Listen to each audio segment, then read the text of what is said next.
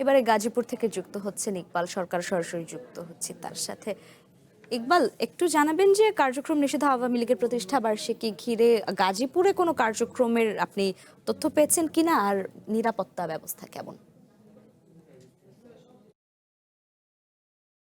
গাজীপুরে নিষিদ্ধ ঘোষিত আওয়ামী লীগের কোনো ধরনের কার্যক্রম আজকে আমাদের চোখে পড়েনি। আমরা শুনতেও পাইনি যে কোথাও কোনো ধরনের তারা তৎপরতা চালিয়েছেন, এরকম কোনো তথ্য আমাদের কাছে নেই। জেলা প্রশাসনের যিনি সর্বোচ্চ কর্মকর্তা জেলা প্রশাসক, তিনিও কিছুক্ষণ আগে জানিয়েছেন যে গাজীপুরের আইন শৃঙ্খলা পরিস্থিতি পুরোপুরি স্বাভাবিক আছে, কোথাও কোনো ধরনের অঘটনের খবর এ পর্যন্ত পাওয়া যায়নি।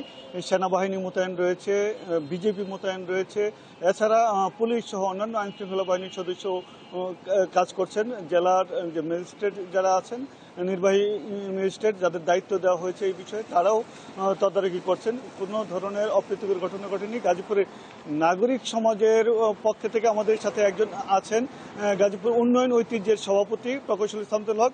তার কাছে একটু কথা বলবো যে আইন শৃঙ্খলা পরিস্থিতি কেমন আছে, বা এই যে সেনাবাহিনী বিজেপি মোতায়েন করা হয়েছে সেটাকে আপনি কিভাবে দেখছেন, একটু যদি বলেন।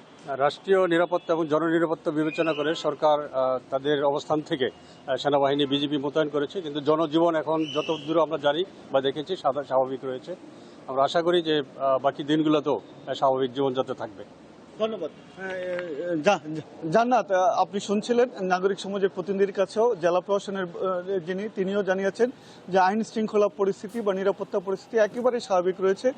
সেনাবাহিনী এখনো পর্যন্ত মাঠে নামার তেমন প্রয়োজন হয়নি, তারা প্রস্তুত রয়েছেন এবং পর্যাপ্ত সংখ্যক প্রস্তুত রয়েছেন। আমরা কিছুক্ষণ আগে এই অঞ্চল দিয়ে বিজেপির গাড়ি টহল দিতে দেখেছি।